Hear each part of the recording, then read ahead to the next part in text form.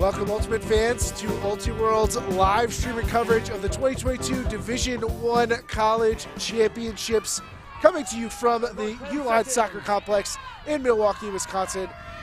I'm Keith Rayner, joined by Megan Tormey for a second round matchup, the first matchup for this pool.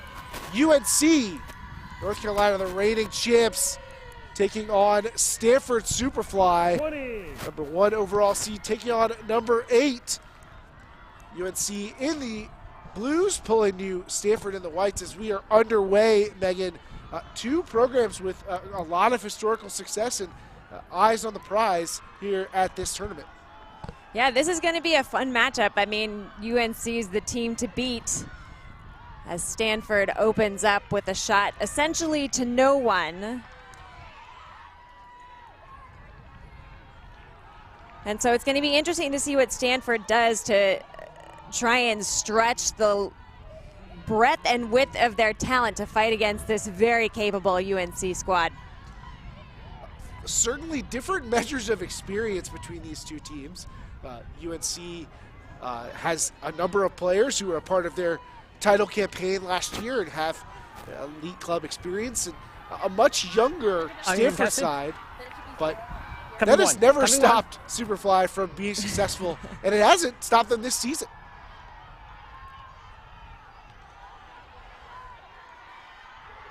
Stanford in a zone, forcing UNC backwards into their own end zone. Expect a lot of zone from Stanford, and a hand block by Amelia Farinas to start off Stanford's defense for their O-line.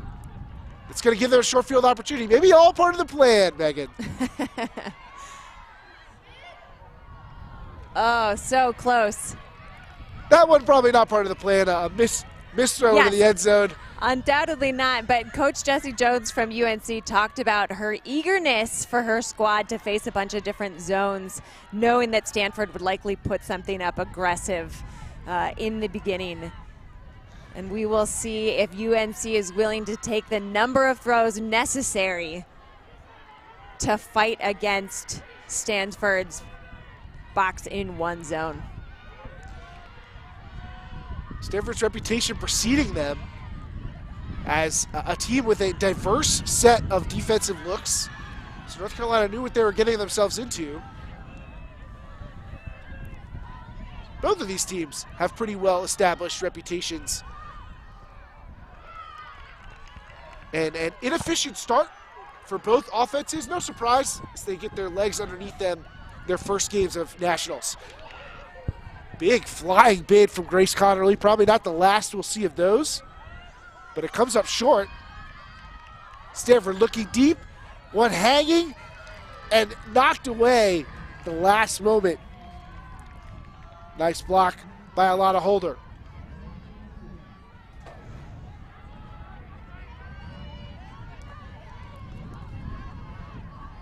Target in the area, but Holder able to hold her line. That field position gets her the block. So again, Pleiades operating from their own end zone against the Superfly zone.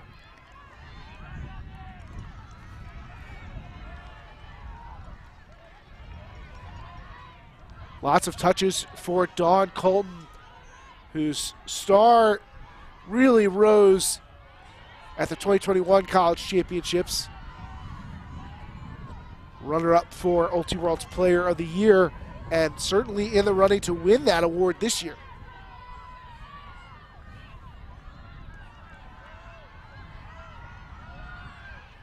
She slings it up the line to break out of that coffin corner.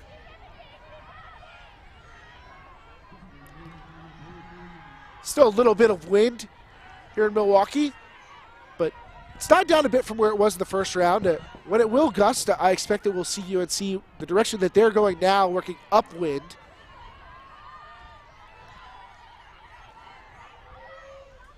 Colton getting more touches as the popper in the zone and then puts it into the end zone.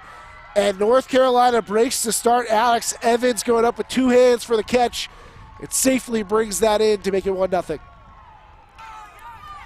Kudos to UNC for their patience that point. You saw that they were I don't want to say uncomfortable. They were definitely finding themselves having to try and find an offensive rhythm that they haven't utilized before.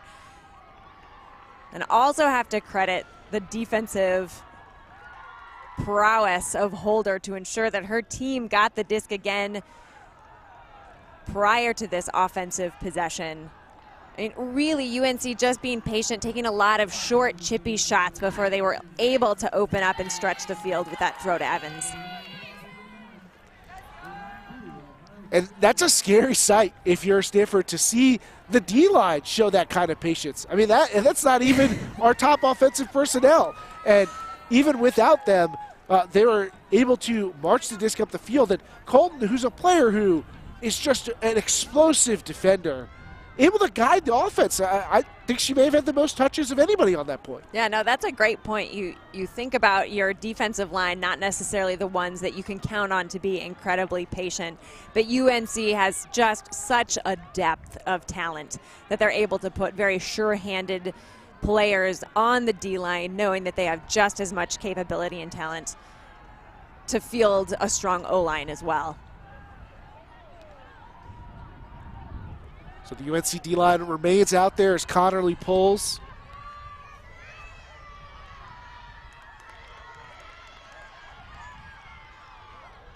Stanford centering the disc to Esther Philippek.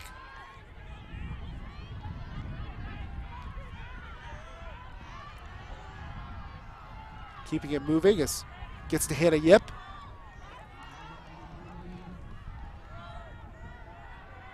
Stanford attacking that open sideline. Pure matchup defense on the part of North Carolina. Keeping Stanford stuck on this sideline. Shichizo looking to the end zone and throwing open the cutters with a beautiful shot. Stanford with an effortless hold to answer, tie the game back up at 1-1. I'm not sure if that throw was a high stall count rising, but it ended up looking absolutely perfectly orchestrated to Rasmussen. As you said, an effortless hold, not a single turn, really very patient offense from Stanford.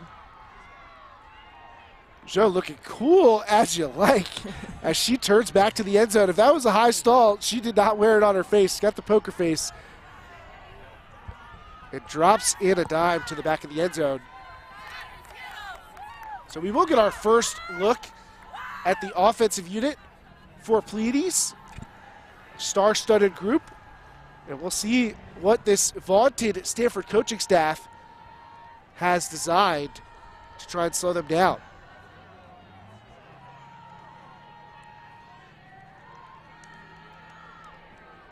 And I talked with Jamie Newer, one of the veteran coaches, a long time leader of this Stanford group, and earned so many accolades and so much praise for the work that the coaching staff has done. But she mostly had a ton of respect for this UNC team, admiration even for the talent of the players that her team was going to get to play against. And for Stanford, such a young team, she said, we're mostly just excited to see this level of competition. We know how good this team is, and that's thrilling for us. We really enjoy getting amped up to play against top quality competition. That level of competitiveness can really carry a team far.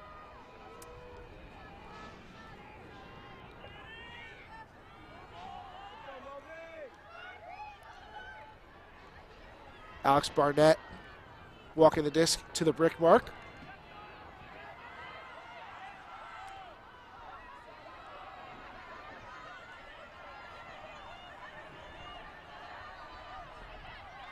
No surprise to see the first cut come from Ellie Youngst, catching it underneath. So honest matchup defense on the part of Stanford as well. Known as much for their zones, but happy to try their hand at just one-on-one. UNC's offense unfettered.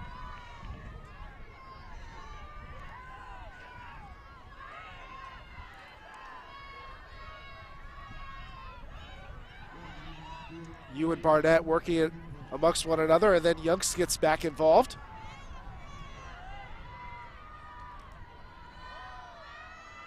And there, after the brief stoppage, Young's perhaps out of rhythm with Barnett, overthrows her handler for a turnover. Yeah, you saw Barnett pause her cut just for a second, and that was enough to throw off Youngst's throw. A beautiful cut from Hannah Yip. Sends her defender reeling and gets a reaction from the crowd, but is unrewarded, the throw missing the mark.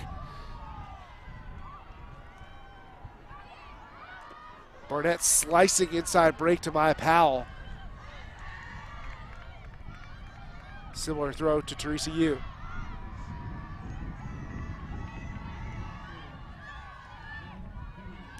Youngst up line, finds an option, so second chance works out. Yu gets the score.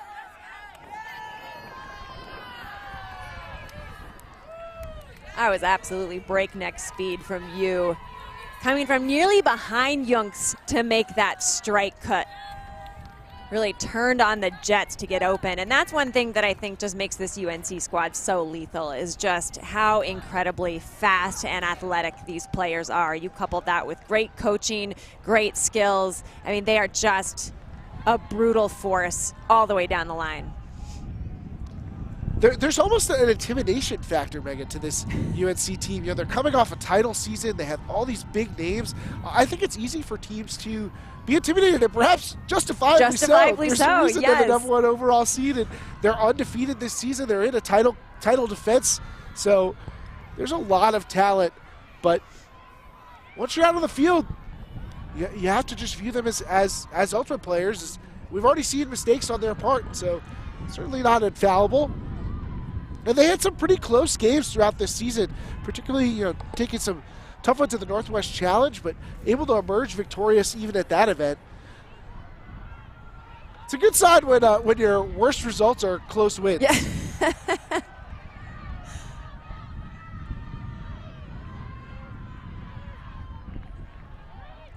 So a little bit of an adjustment on North Carolina's part with some lane poaches this time.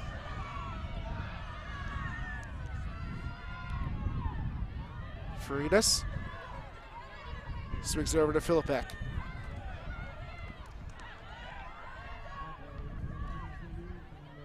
Nice job by Superfly to work off the line. And another bidding attempt from UNC that came up just short of getting a turnover.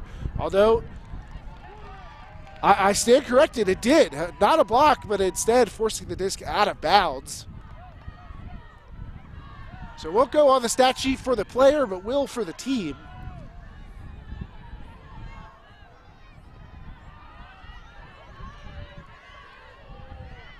Another break opportunity for UNC. Sydney Rader in the middle of the field. She's a lot of the driving force for the backfield for the UNC offense, but there concedes possession back to Stanford.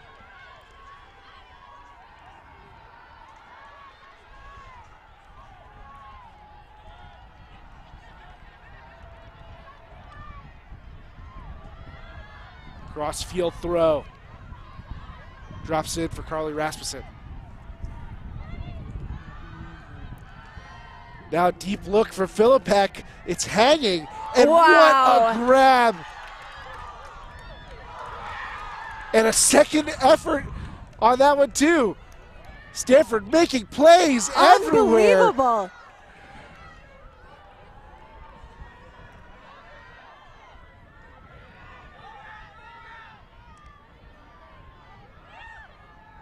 Joe, looking for options. You got to feel like you have to finish a play like this. All the incredible work that's gone into it for Stanford. But incomplete, the scoring throw. Pressure on that one from Sarah Combs. Unbelievable highlight reel plays with no score. It is a shame that Huddleston's grab through two UNC defenders was not rewarded with a score at that possession. Maybe you got to get the score on the point, though, as a short field turnover. It's going to put Stanford immediately in the red zone, about 4 yards outside.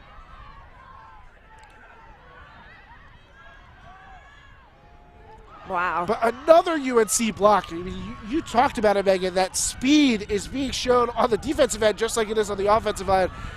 And Colton streaks deep, as she is wont to do.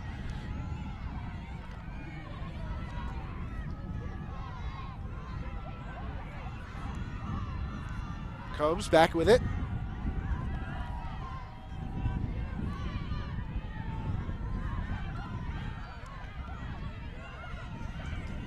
Rader back to Dara Bubel.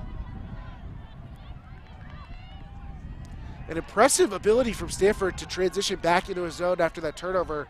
It's one of the things they excel at. Yeah, I was absolutely thinking the same thing. It can be really potent if done well, but it can be absolutely brutal for your team if you do not get that zone set correctly. The opposing team can just shred through it. And those are exactly the kinds of throws your zone wants to force. Now Stanford able to push the pace a little bit on the fast break the other way, catching UNC in transition. Joe, the team's Callahan nominee, gets the reset and fights one through 3 different defenders to get it to Faridas.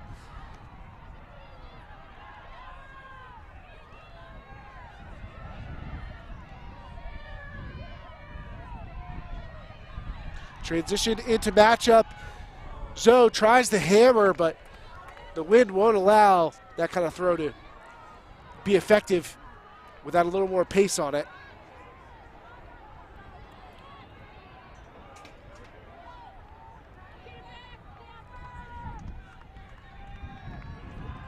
Rader with a measured march to bring the disc to the front cone, knowing she's going to be facing a cup when she gets there.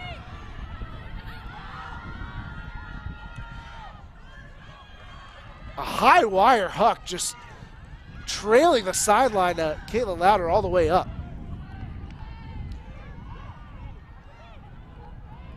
But now UNC able to get the disc into the middle, dug off the turf by Evans.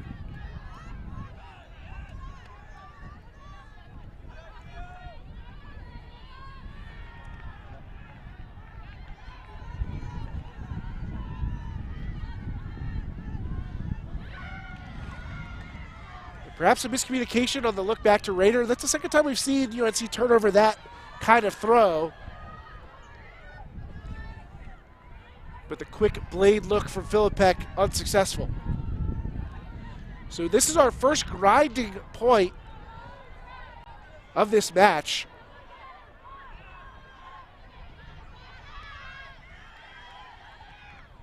Yoich sneaks one past the defense.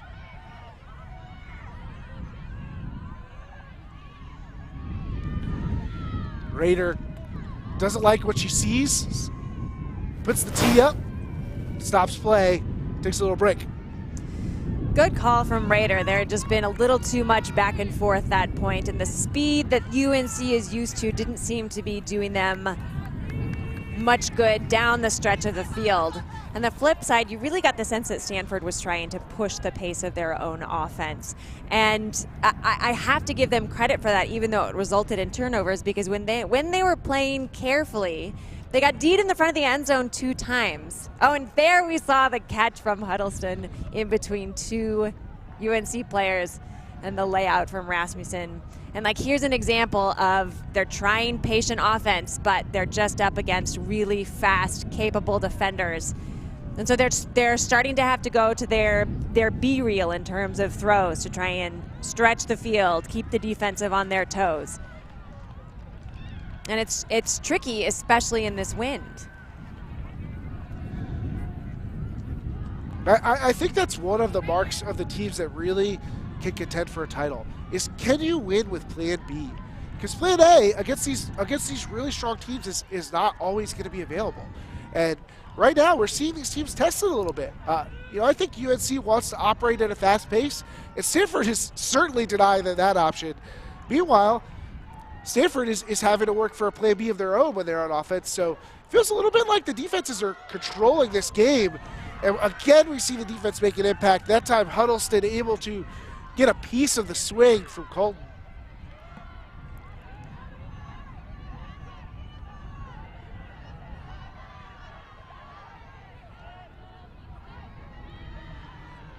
And I got to think that Stanford wants to have this be a grinding defensive game, but you're also playing against a team with some of the best defenders in the country.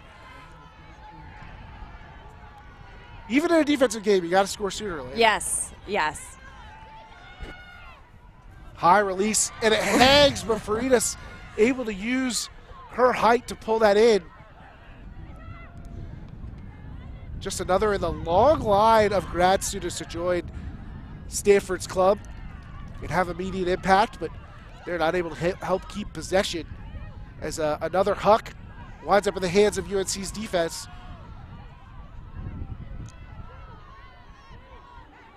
And another giveaway by UNC. A lot of these short throws have been the ones that have given them trouble.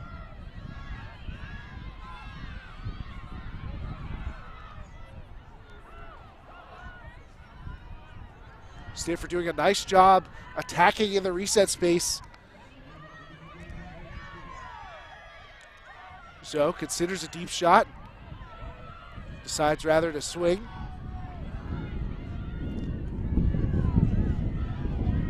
The wind may have been called before, Megan, but it's really starting to pick up. Wow. And that does not scare Stanford as they fire one into the end zone for Amelia Faridas. A hold that feels like a break after such a long, difficult point. No kidding. And I mean, the effort from the D, from the offense's D, when UNC had the disc definitely makes it feel more worthy of celebrating. And like you said, it's been those shorter passes that have kind of plagued UNC. And I think one of the things that is leading to that is just Stanford puts on such a bouncy, active cup. They don't get stagnant, they don't stand still, so things that look open close within a split second. And so players aren't executing quite as cleanly, as crisply, and also they're not expecting the throws to come when they come.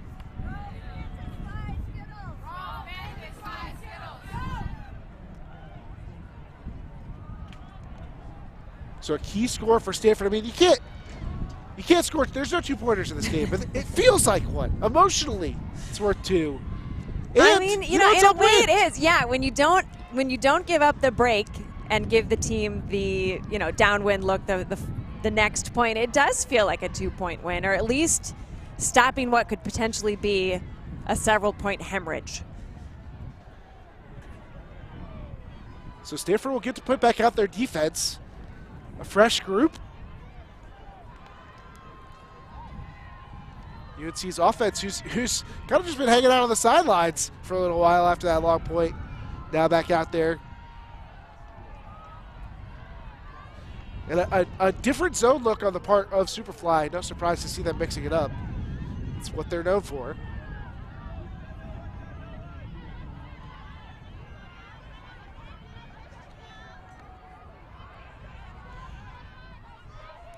You and Barnett, again, just exchanging possession as they work the dish forward. But gets away from UNC. An immediate deep look from Stanford, and a bit like the first point, maybe not a target per se, but field position's pretty good. Yeah, the field position is great, and I certainly can't fault them for wanting to do a huck and zone. I've just always wondered why teams wouldn't at least give themselves the opportunity to potentially make a score out of it, especially with the wind at your back. Send someone, send a couple people. Particularly against a team this good, you can't really waste scoring opportunities. Yes, well said.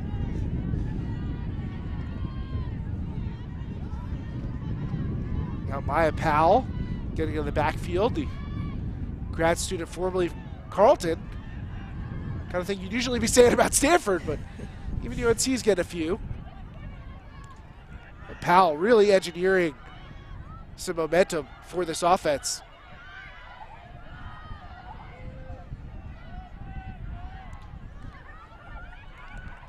Barnett centered, and finally Stanford can slow down the UNC attack.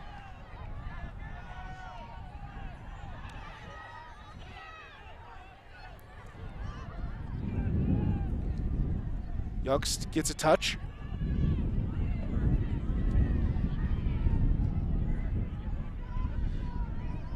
Barnett looking for options. Pal, a big addition to this team, especially given some of the losses in personnel we've seen from them.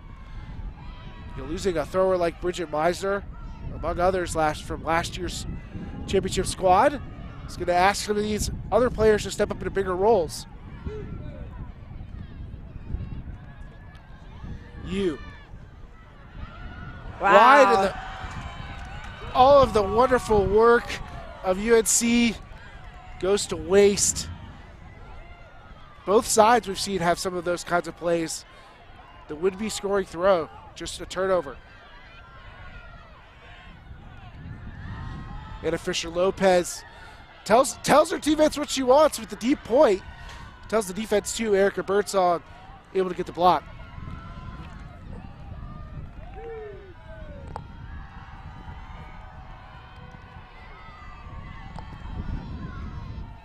So Barnett will bring it in, but trapped on the sideline. Again, facing a Stanford zone. Pleiades works out of that trap. Much more favorable midfield position to work from. Look at the activity level from Barnett and Powell.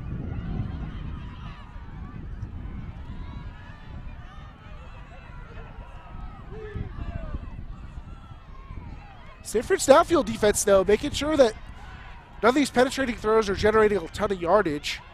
Not a lot of continue options for UNC. Yeah. Yeah, Powell and Barnett are doing a really great job of trying to push through the cup, and usually that can open up just a torrent of throws. But downfield, all the defenders are so well positioned that UNC is not having a second, third, fourth option readily available like I think they probably presumed they would have coming into this game. That helps get a turnover. So just all it takes is one throw to go wrong. Stanford's offense not able to find success. Yep, with a great effort to track that one down, but not enough field.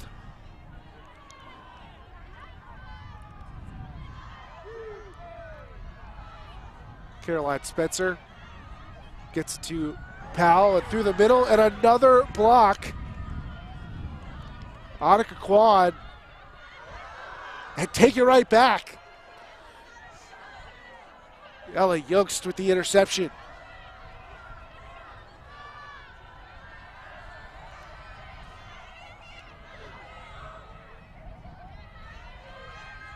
And now a bit more space to work with for UNC as perhaps that Stanford defense starting to tire, but Spencer not able to reel in that high throw.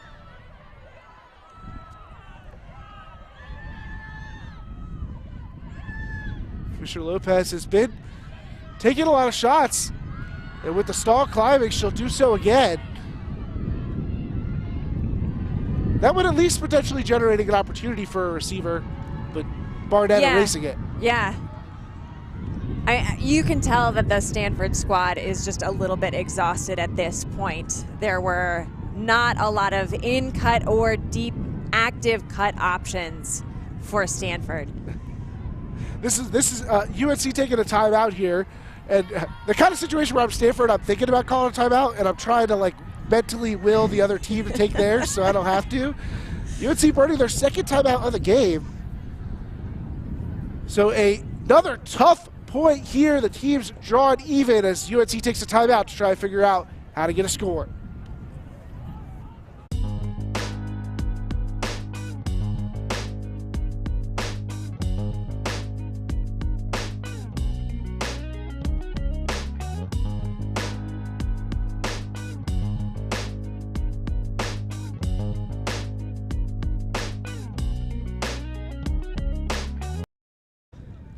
Ultiworld's live streaming coverage of the college championships is presented in part by AGW Ultimate, who wants to remind you to say no to Big Ultimate.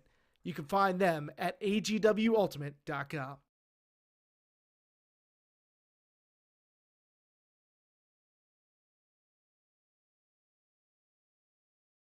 Stuff, as always, just say no to Big Ultimate.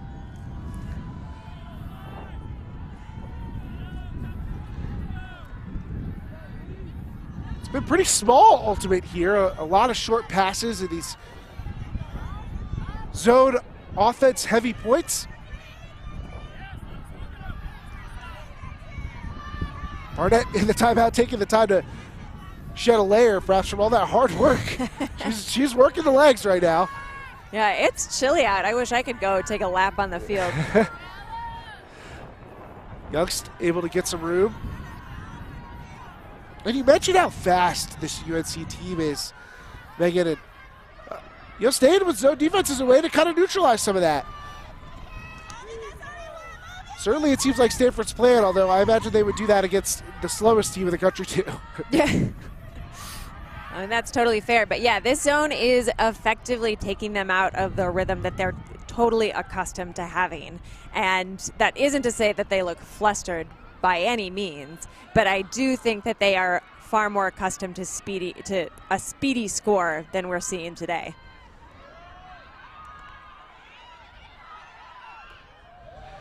Barnett reaching back to secure that one. Another score for you as she gets the assist on this one. Barnett gets the goal. And a hard-fought hold for Pleiades, who may have a 3-2 lead and be up a break in this one, but Superfly really making him earn it. Yeah, Superfly, if they take the opportunities that they are generating, this certainly could be an interesting game because defensively you are doing exactly what you want to do against a team like UNC, making them slow down their offense, not giving them an opportunity to get comfortable with either a cutting order or a cutting rhythm, and really making them take a ton of shots to get down to the end zone. But then when they have had the disc, Stanford has not exactly known what they want to do with it. They're not sure if someone's cutting deep for a deep shot. They're not sure if they're going to try and run through the unders. And that indecision has cost them the opportunity for a break a few times over this last point. Opportunities for Stanford, but the inefficiency has kept them from being able to seize any control of this game.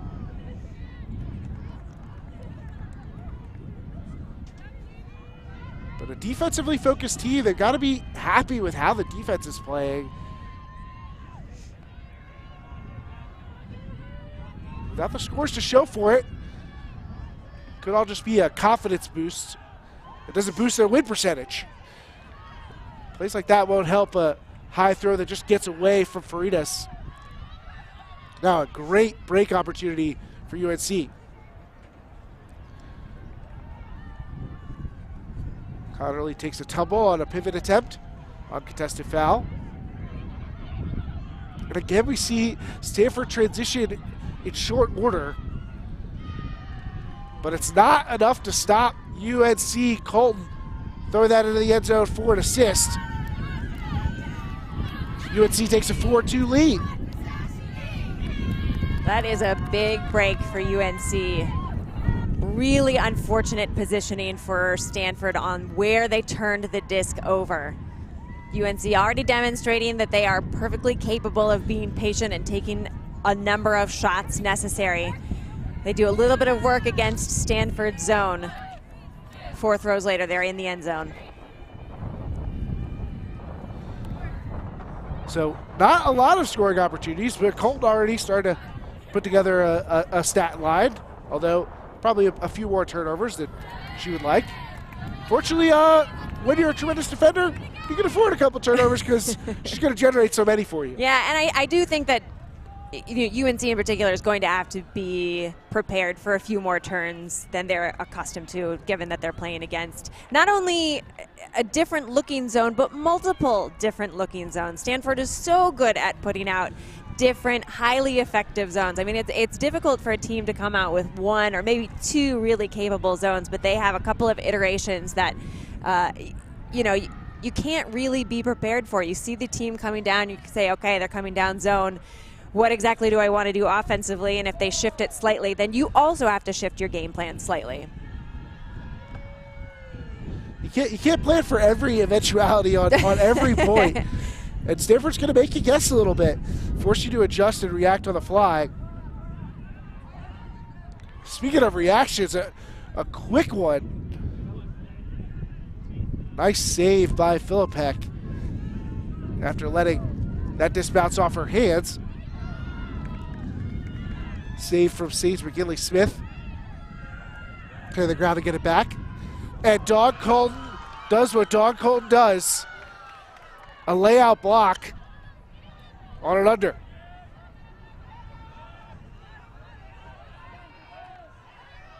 I always like it when the players come through and validate what I'm saying. I mean, when I say she can generate turnovers for the other team. I was right. She said, I heard you ordered one of those.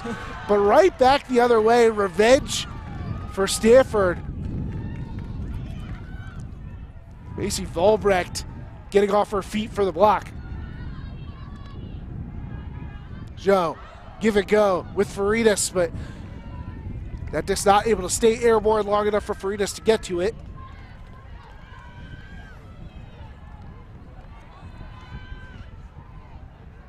Raider checks it in by the pylon.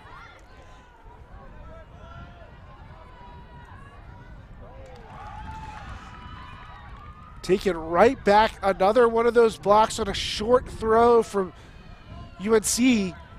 Stanford's been able to jump on those.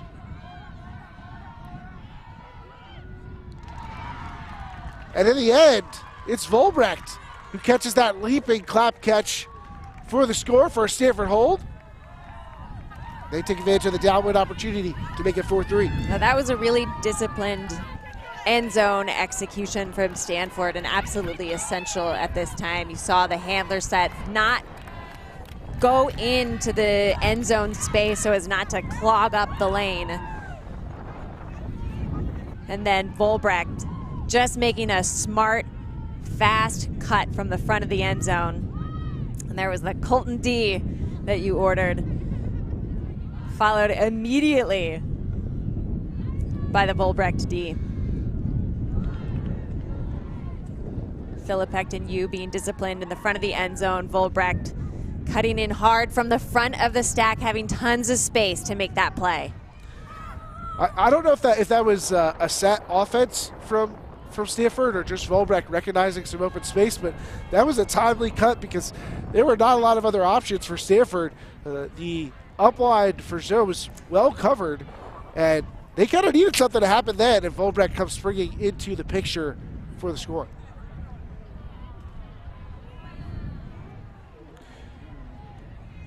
So Stanford can see that opening break, and that has led to this 4-3 advantage for UNC. But they've been fighting ever since.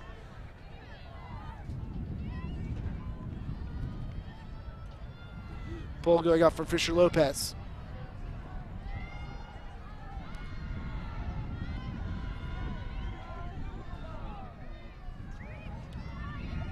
Barnett picks it up, matchup this time from Stanford.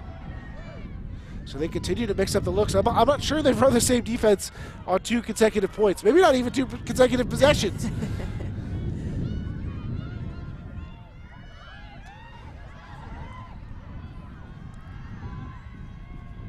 Youngster in the middle. That one dropped by Jessica Wu.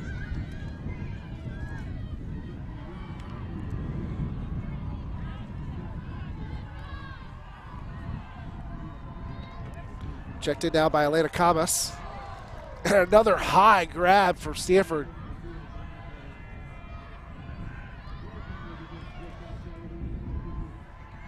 High grab and a low throw as Quan taking over and then into the end zone for a super fly break. And on that point, the big plays are rewarded.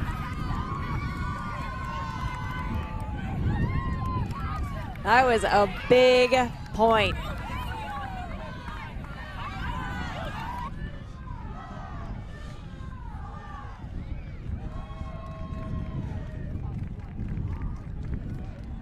They've struggled to capitalize on the defensive opportunities they're generating, and that was their best effort yet, yielding results with a couple of critical catches by Quan and Yip.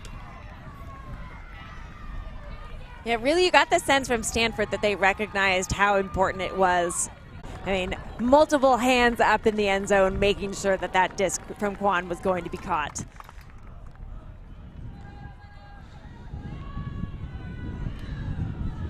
So UNC facing a little early adversity here in Milwaukee.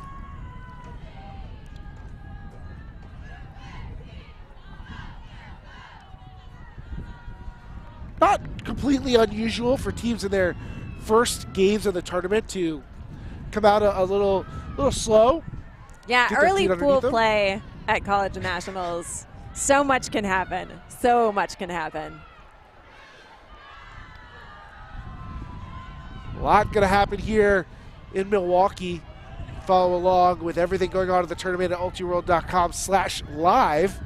Watch the live stream while also getting to see the feeds from Twitter, so you can stay up to date on all the action here and the many, many games that we've got filmed and streamed for you. For access to those, ultiworld.com/subscribe. Couldn't do it without the support of the subscribers. Dominator set from UNC, trying to take advantage of this matchup defense.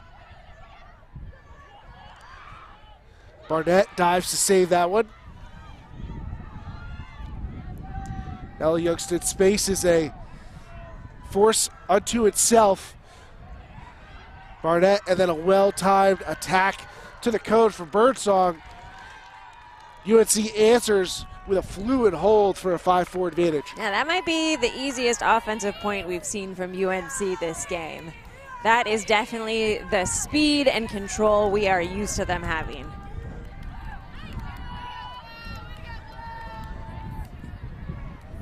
Turning up the dial on the pace of play. That's going to favor North Carolina as Pleiades rushes into the end zone for that one. And I'm curious if Stanford, who elected to put person defense on that point, will notice that and choose not to try person defense again. I mean, I know switching from zone to person is a thing that you can frequently utilize to try and continuously stymie an opposing team's offense, but that was just too easy for UNC. Going to be hard to cover that team speed just one-to-one.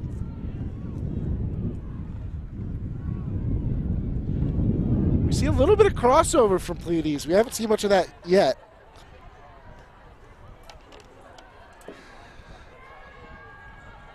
Ellie Youngstown, Teresa Yu staying out with the D-line. So they hope to increase that conversion percentage. Try and get some separation in a game that they have been pretty tightly contested by Stanford throughout.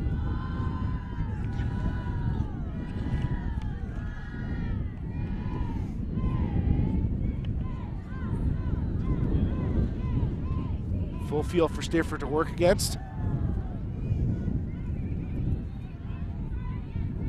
And now trapped on the sideline. Philippek back to Joe.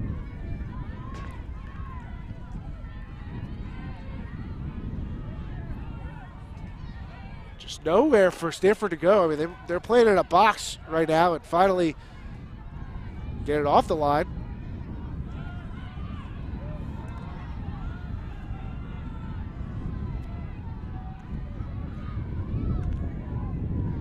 Now Joe again.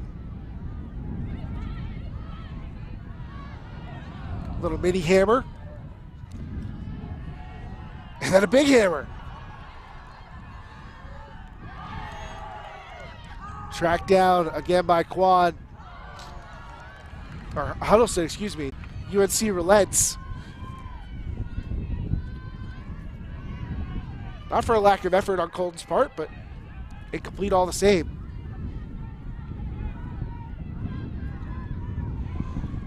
Carolina here again with the zone of their own. Fighting fire with fire. I always find that interesting when you put on another team who is known for their zone, because you know one thing that their offense has practiced a lot of is zone offense. Well, here with the wind gusting and pitting these teams on this low sideline, just making the field small can be effective. You can see Stanford's really struggling to get any forward motion at all.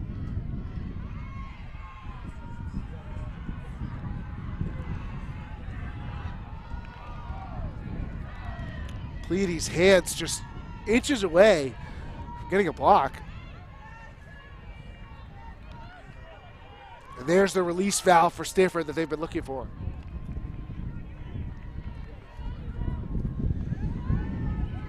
Volbeck back to show, but bounces away. Raiders, Scoobers to start UNC's possession. Through the middle to Youngst.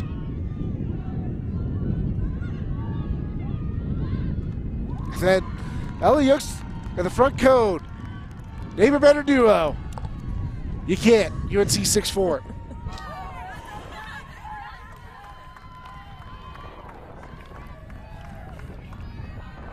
Man, that was a tough point to watch. Both teams really limiting the other with that zone offense, but UNC just able to break through and move a little bit faster. And of course, it helps when you have Ella Youngst on your team. Yeah, Stanford not able to get much going upwind. Got the big hammer, but not able to get the completion. Although, you know, I think given the way that Stanford's been playing in the air, coming down with some of these tough discs, I don't mind being a little risky if you're the Stanford offenses. Yeah, we saw them early in the game pretty much just throwing hucks into anything they could in order to get better field position. I wonder if we'll see them revert back to that strategy. Yeah, I think the hesitation going this direction is simply that it's upwind, but all the same, they were pinned against the UNC end zone. You desperately want to get it away from there. And so those kinds of shots start to become more viable options after you've reset the disc 7 times and haven't gained any yardage. Then you start having to think, well, I know that the zone is clamping in. How can I try and disrupt the very subtle defense that I'm now facing? And an over-the-top big throw can certainly do that for you if your downfield receivers are recognizing that it's a possibility. So UNC able to establish a 2-point lead, I think for the first time all game. Do you feel like this is a chance for them to kind of pull away as we approach the end of the first half? Or is it just a function of what's been a pretty slow game for both sides? No, I definitely think that this is an opportunity for them to pull ahead. I mean, they have 3 breaks to Stanford's 1. This is definitely when it starts to roll. I think UNC is starting to feel a little more comfortable against the Stanford defensive looks, and are getting a little bit better at just kind of grinding away when they do get the disc away from Stanford offense. And on the flip side, I really haven't seen Stanford be as continuously good offensively in either direction of the wind. And when they, in particular, when they have those downwind points, they absolutely have to hold. They have to utilize that bend. Well, they'll benefit. UNC going back to a more traditional defensive unit.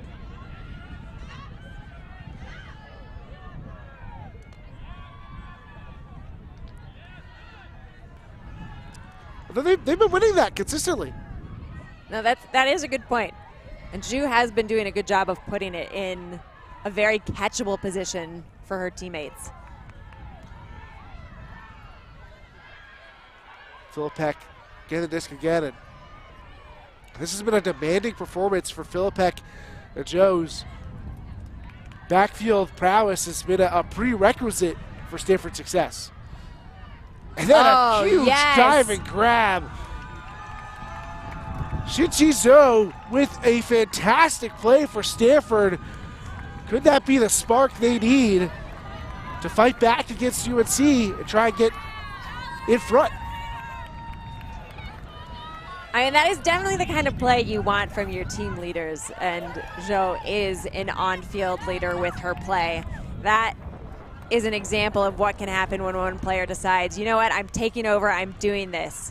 She got the disc down the field with her throws and then was ready to make the score with that catch.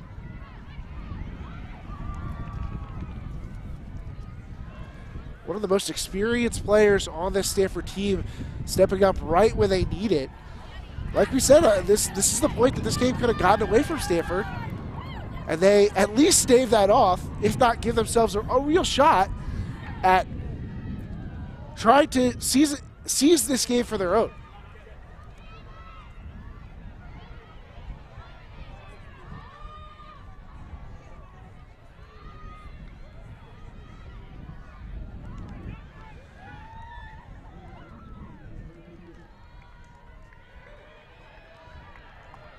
Just a note for this UNC team, no Ann Worth for them. Worth, Callahan winner 2020, player of the year in 2019. One of the most talented players you will find maybe in all of Ultimate, let alone just in college. But coming back from an ACL injury. However, I think she may just not be in attendance today. I don't think I've actually seen her here. No, she's not here. She's in med school. Right. And she flew on a charter jet to Florida yesterday to get a liver and bring it back for a transplantation surgery.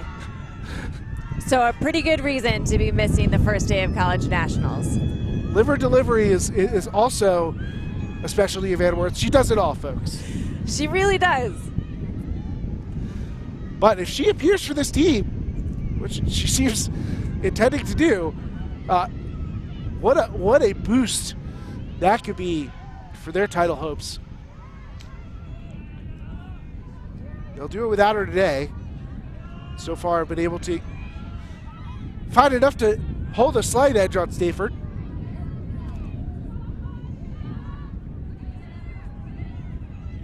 Barnett through the middle, and she's going to say that the contact with that disc happened before she released it.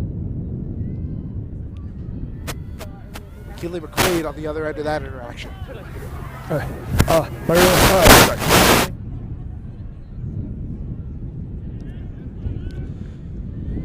Observer ruling is a foul on McQuaid, so Barnett will maintain position.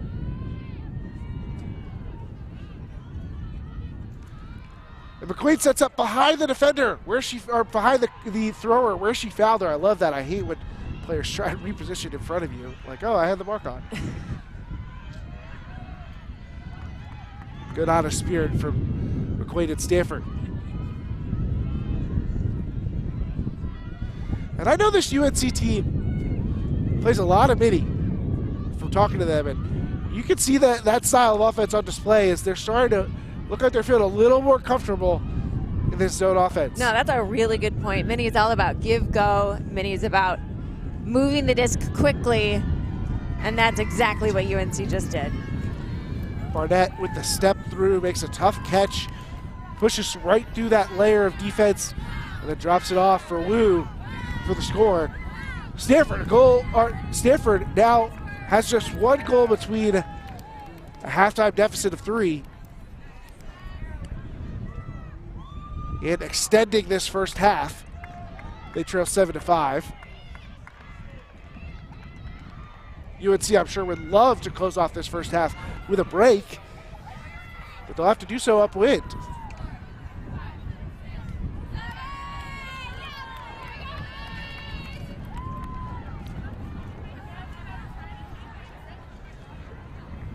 Barnett able to get her second assist.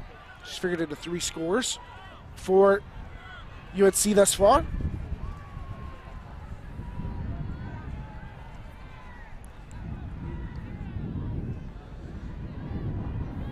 She's going to take a break and let the D-line take over.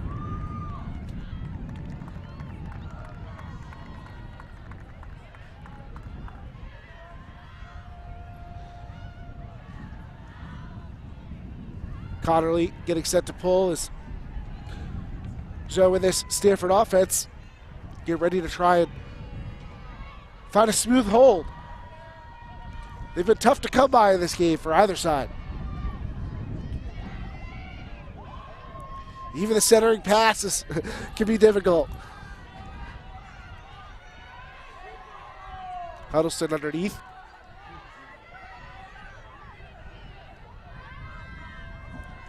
Philippek looking for Zhou. And Colton on the hunt for another one of those blocks. Handlers wisely look away. Now they're all the way on the break side instead.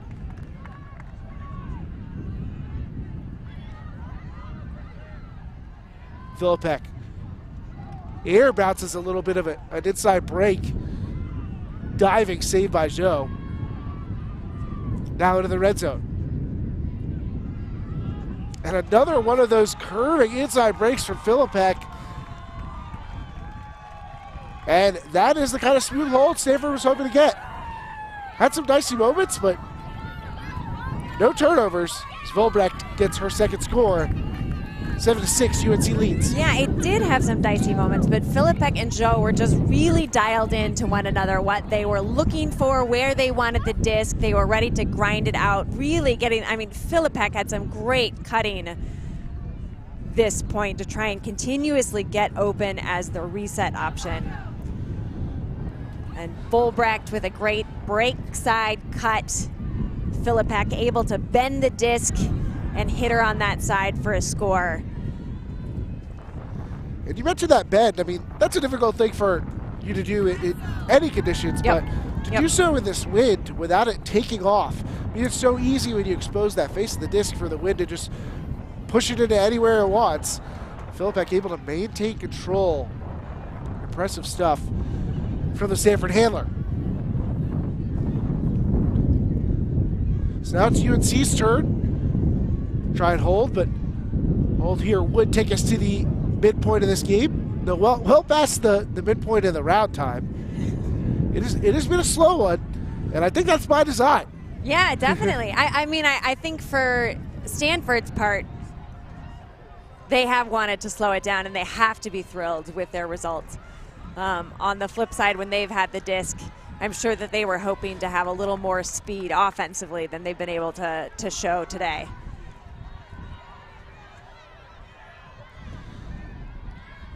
So it seems like perhaps another adjustment on the part of Stanford's defense, maybe pressuring the resets a little bit more, trying to disrupt the reset rhythm that UNC's established, and not sure if it was involved in that drop by Spencer, but certainly couldn't hurt.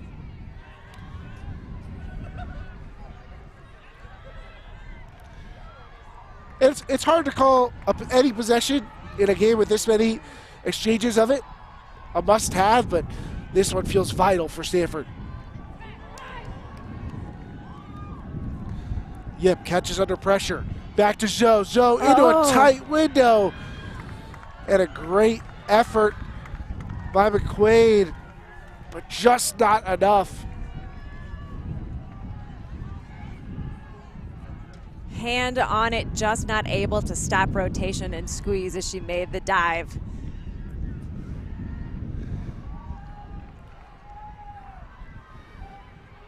UNC would love to make Stanford regret that missed opportunity. To me, it's paramount for UNC to not turn this disc over the short field.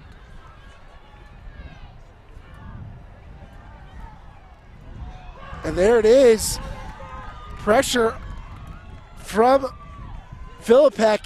And she looks to the end zone immediately. That one curves away from her, however.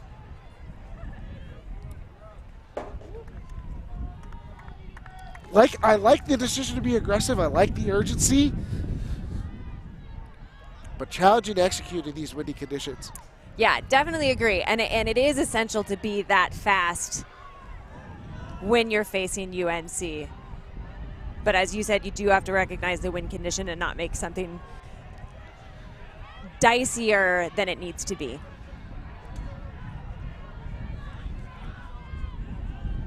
There's some of that speed from UNC, and who else but Ella Youngst to provide it?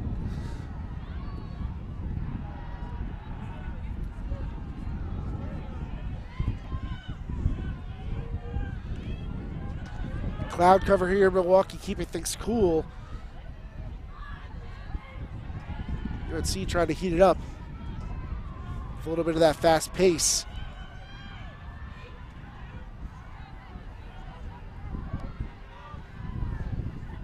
Powell flips it out into the middle. Riley back to Barnett.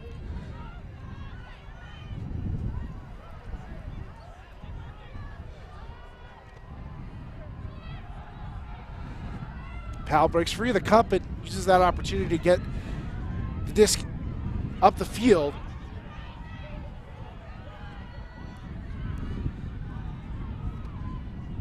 Just a couple steps away from taking half as UNC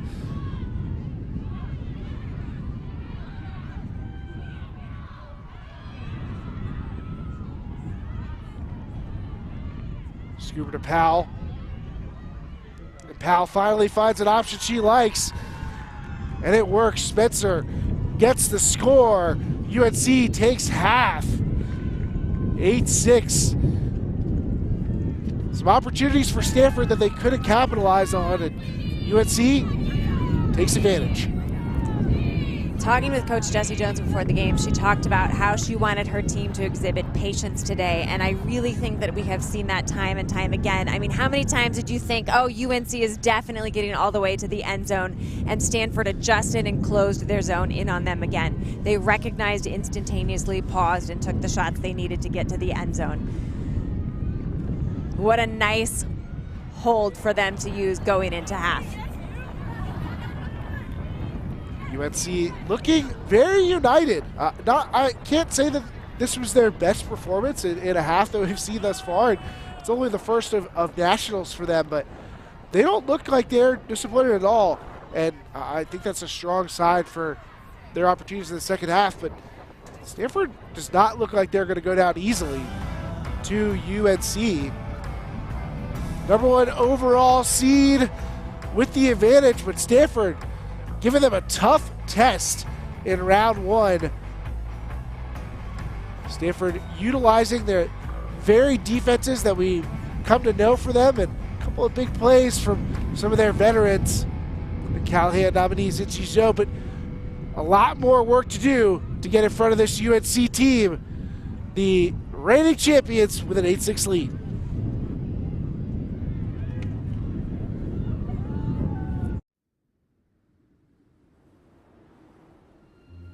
What would it look like if a competitive sport didn't mean a choice? Between beauty and brutality, style and steel.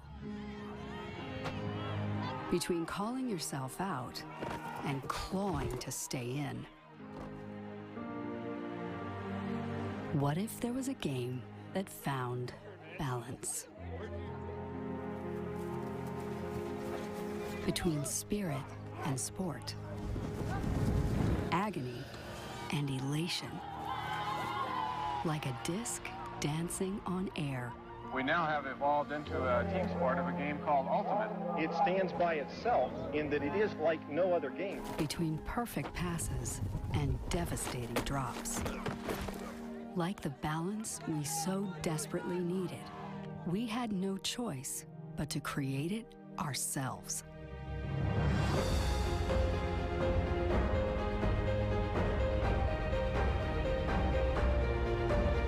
Long live grit and grace. Long live Ultimate.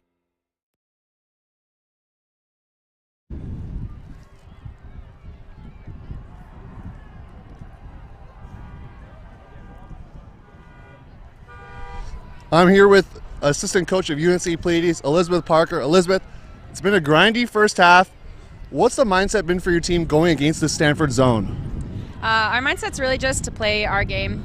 We've worked a lot on Zone O over the past 5 years, and so it's really exciting for us to have an opportunity to put that to the test in like a windy, grindy day. Stanford zone is really strong, as I think has been shown by the amount of turnovers, but I think, you know, we're putting the pieces together. They're out there grinding every point, and yeah, like I said, really just playing our game, our system, and working through the weird as we figure out how to attack this zone specifically. And speaking of that zone, you're going into the second half with the lead. What's the messaging from your coaching staff to the team as they get ready for this?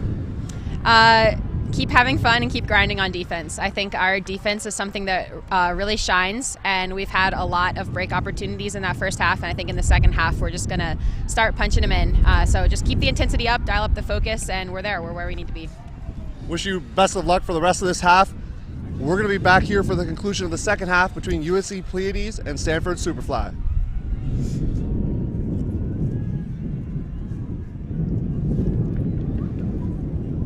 Great to hear from Elizabeth Parker and the UNC coaching staff.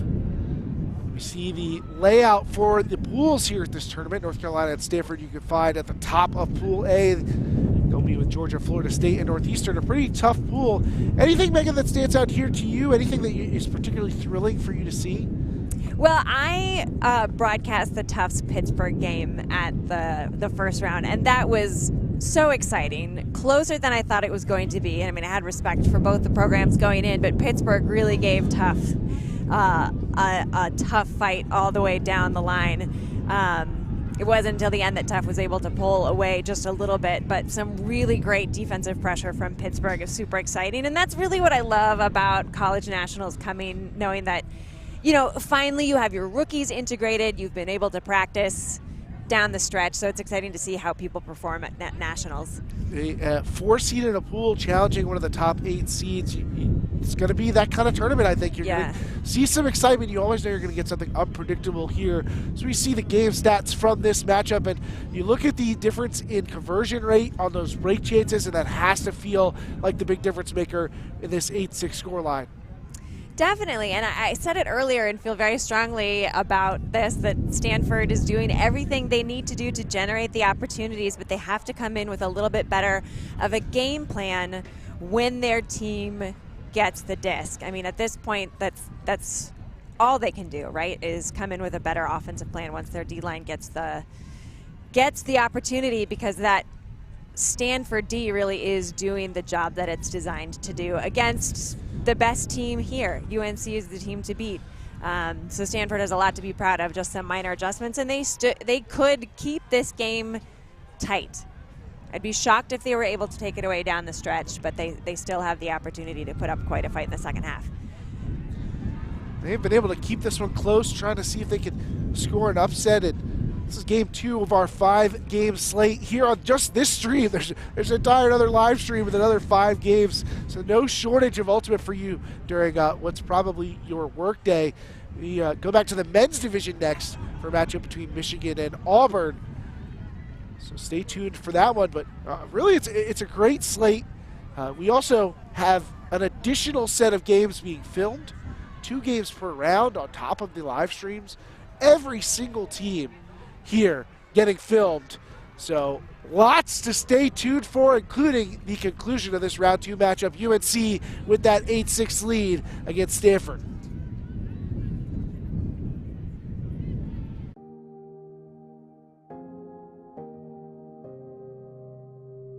The last 50 years have seen a lot of positive change around a whole range of important issues. And some things remain reassuringly unchanged. Like the spirit of our game. Ultimate is 50 years young and still a perfect circle of fair play, athletic pursuit, and camaraderie.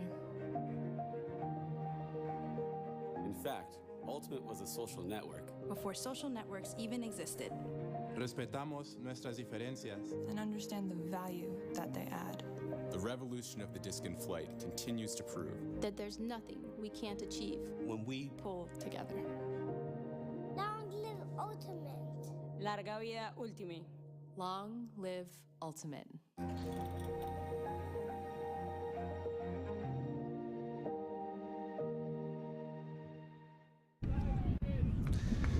And welcome back to UltiWorld's live streaming coverage of the 2022 Division I College Championships.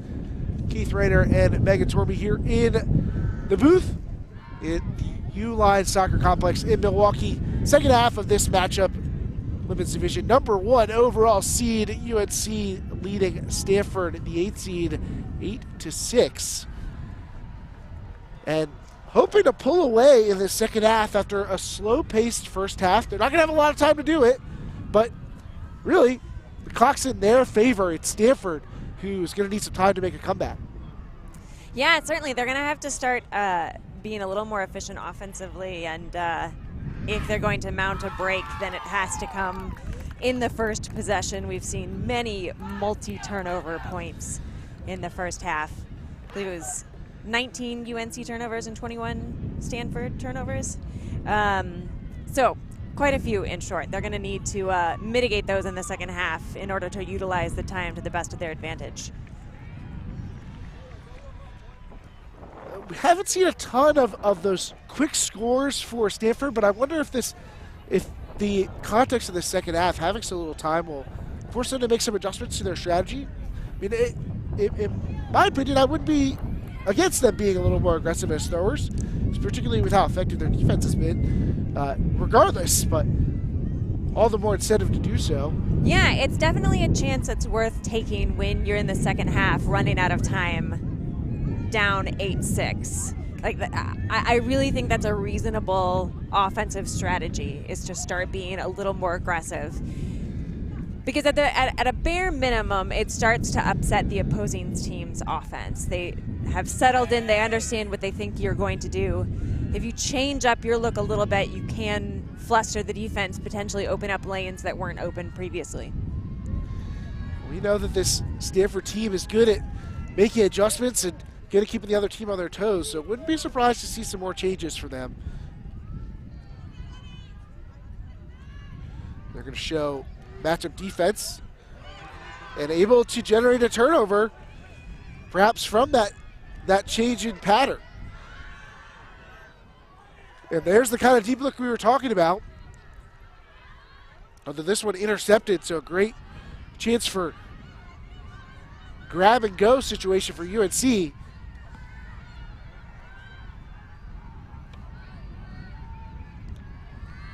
Spencer back to now Barnett.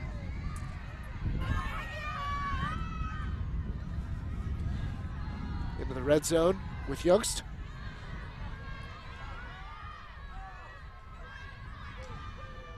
Yu steps for it around, but beyond the reach of Barnett.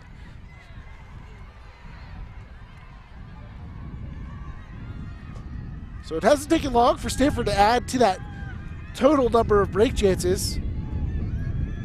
But it's the other number that they're concerned about. How many breaks can they get? Because one's just not going to do it. Young's just short of a potential Callahan. Philippek able to find room through the middle.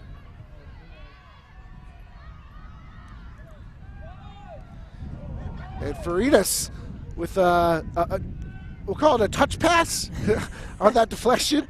And Joe with the save.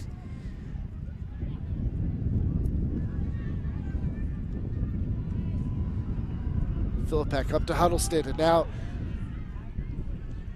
a little two-person game on the sideline, but UNC has again been able to kind of trap Stanford on that sideline.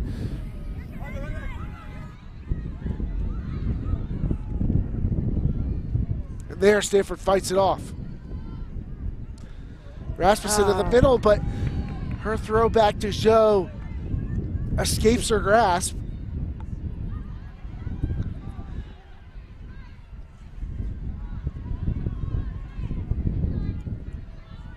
So another multi-possession hold opportunity for Pleiades.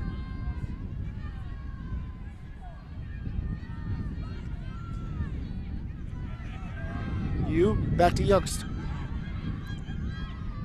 And Youngst with the little 7 cut for Yu. She shoves that disc into the ground for some emphasis. 9-6.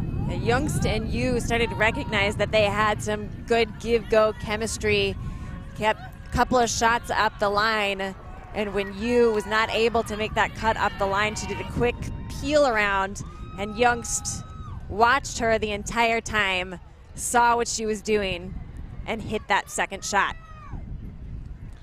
That's a great observation, Megan. And that's one of the things I think that this UNC team does as well, if not better, than any team I've seen in the college level is get to their second and third looks. I mean, if you take away the first cut for them, they just do not look. Their second look looks as good as their first look. You know what I mean? Most teams, we talked about Plan B is so hard to operate with.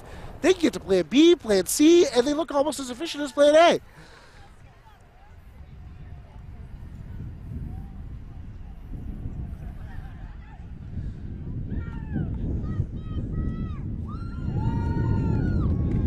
Bleedy's now out on defense. You can see as we approach nearly 10 minutes remaining. The round time till cap.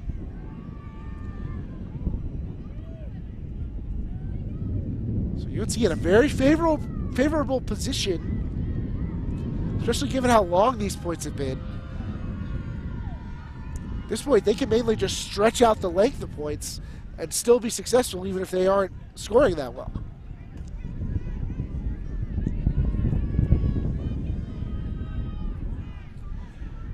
Joe picking up. Nice save at the front of the stack from Volbrecht, who's been hitting the ground with regularity for Stanford. But the throw back, just too much pressure from Combs. Another one of those speedy transitions from Stanford. I don't know how they do it. Yeah, it takes a lot of discipline and a lot of really concentrated practice to be able to throw on a zone that quickly. And look at how effective it's been. Yeah. UNC's at something like negative 25 yards on this point. And a perhaps speculative scooper from Raider. She pilots it into at least a target.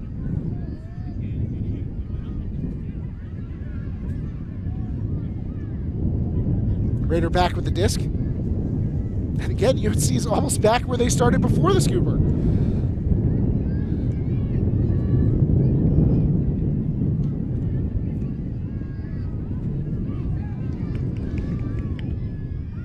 Raider giving that one away. Tries to throw the backhand out wide, and the wind just pushes that down. So great field position for Stanford.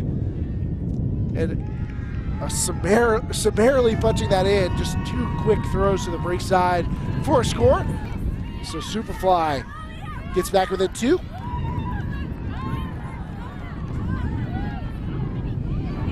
In this direction, Stanford has exhibited some excellent end zone discipline.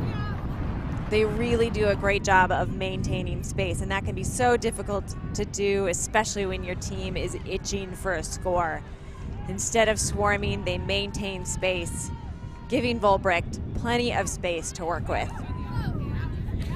Volbrecht getting the end zone for her third goal of the game.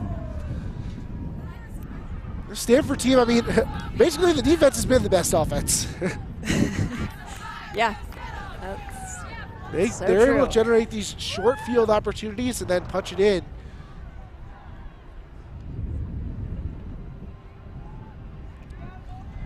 I'm very curious how they'll fare against the rest of this pool, even if this game continues in this direction and UNC gets the win. Stanford will have to contend with Georgia, Florida State, and Northeastern down the line. And that's a tough pool. All of those teams have some accomplished throwers who might be able to help navigate this zone. Marie Perivier of Georgia, Cami Lamont from Florida State, Clara Stewart with Northeastern. But it's clear that Stanford's not going to let anybody score easily. Especially if they have this eighth defender blowing with them. Took the words right out of my mouth, Keith. That is. Nice aerial view now as we see how UNC's zone offense attacks.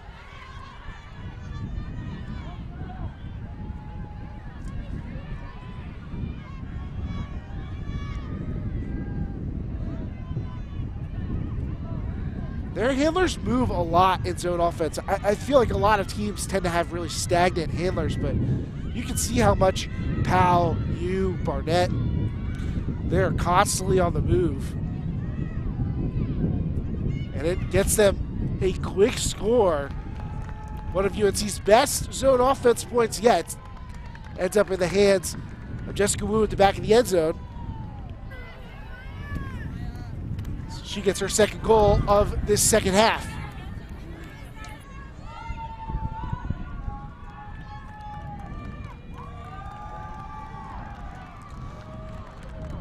Powell just a skillful blade over the top. And the recognition from Powell was so incredibly fast. She saw that Wu had gone back behind two defenders, and Powell recognized that she could make that put, but it was instantaneous. Both her getting the disc, the defenders shifting to where they shifted, Wu going to the back, Powell struck immediately. As we see the Pleiades circle as they discuss what their next point should look like.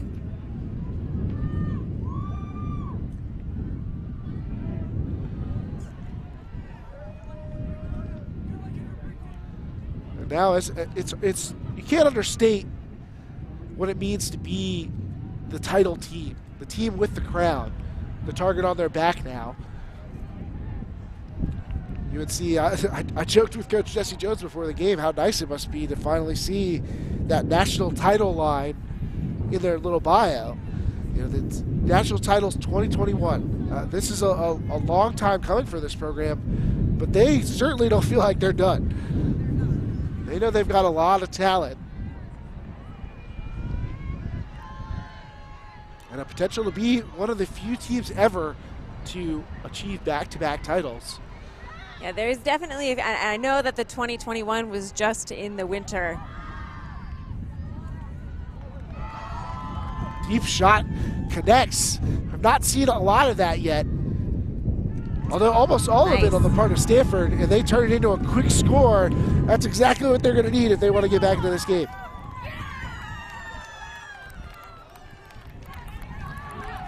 The speed and the spacing were definitely perfect for Stanford. That particular point. What a great shot from Philippek, just over the UNC defender.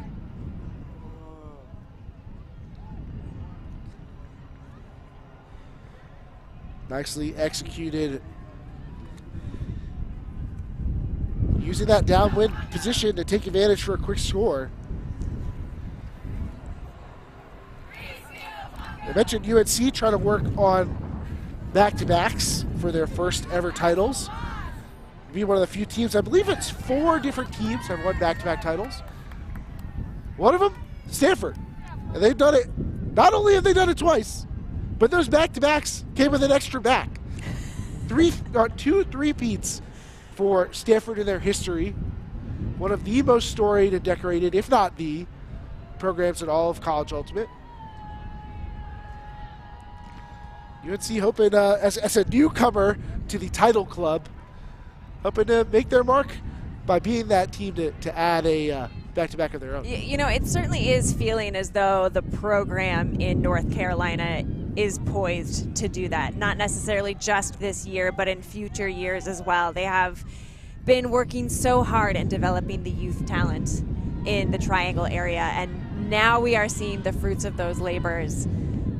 And I think we are going to for some time to come. Like, I don't think this is going to end if they win the championship title this season alone. Well, we've neglected to mention that their men's division team also won the national title in 2021. It is also a top seed that could do it again this year. And after both teams won in 2021, there was a tweet, I think from maybe the governor of the state of North Carolina, but it was UNC University of National Champions. And that may not be a one-year deal. Yeah. I agree. It's been a great year for Carolina Ultimate at a lot of different levels. Yep. Whether it's been the AUDL, the PUL team is having success right now, the Raleigh Radiants, Raleigh Phoenix, the women's club team had a strong season, so did Raleigh Ring of Fire. They had a title. So we've seen a lot of North Carolina success over the past 12 months or so. So everybody's waiting for more. They may have to wait a little longer for success on this point as that disc sails away from Barnett.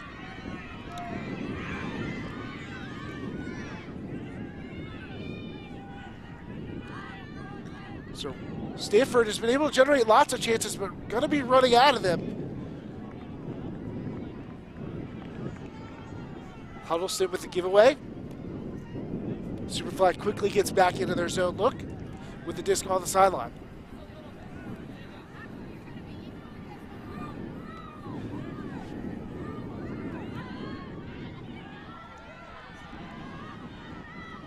Wide throw for Barnett, breaks things open immediately.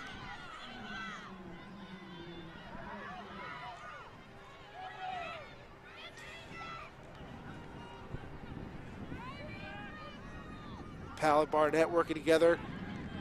Beautiful scooper for Barnett.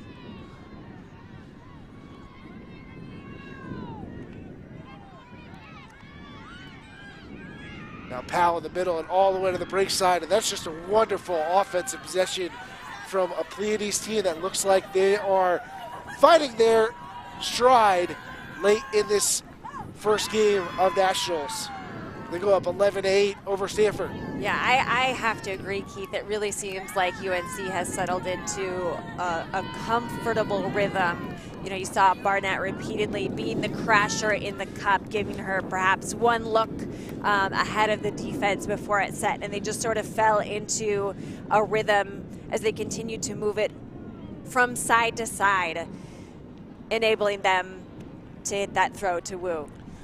If this North Carolina team, if they're all wearing, you know, fitness wearables or whatnot, you know, I think you'd probably expect the cutters to all have most of the mileage, have the most steps in a game.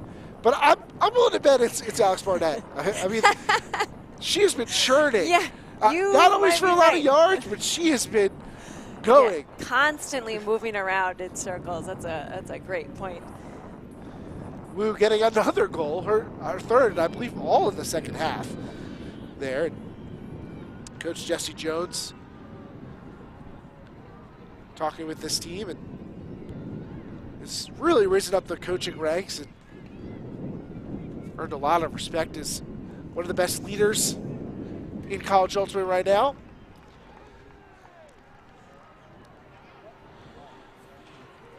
So UNC with the 11-8 lead, looking to put this one away.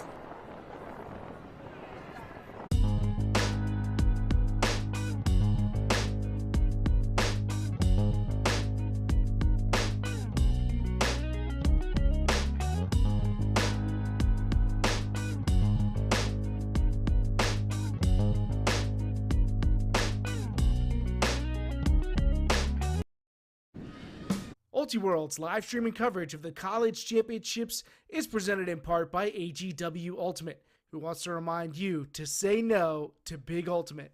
You can find them at agwultimate.com.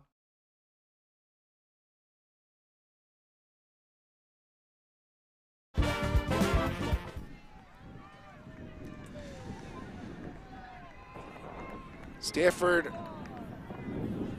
getting ready to receive. It's the clock near 0 on this round 2 matchup. But the first for Pool A's participants. And a valiant effort on Stanford's part, but looks like it will be one in the win column for UNC with a 3-goal lead. Stanford doing their best to change that. Yes. Well, I'd scratch that 2-goal lead. A quick strike.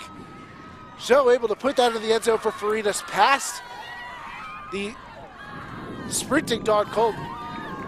The connection I have been hoping to see all game from Stanford. You have the wind at your back. As you get settled, send someone deep. And Philippek fires perfectly. And you know what? I love that Stanford wasn't afraid. Like, Dawn Colton's back there. They were not afraid to challenge her. Philippek just winds up the lefty backhand and sends it. Farinas able to get and track that one down.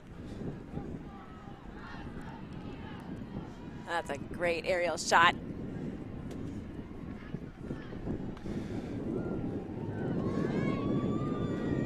So Superfly showing signs of life with that one. You have to think how this game might be different if Stanford had opened up with that kind of put at the beginning of the game. Of course, the first point of the game was a UNC break. I believe there were 6 turnovers that particular point. But it was still kind of surprising. Stanford opened up with a pull, a long put, and then elected to put on a zone as opposed to attempting that kind of connection to start the game. So we believe soft cap went on during that point, although not 100% sure given the fact that the score happened so quickly. But either way, this game nearing its conclusion. And it looks like Stanford may be trying a box and 1 on Barnett. This is actually one of my favorite zone looks. Barnett has been that effective.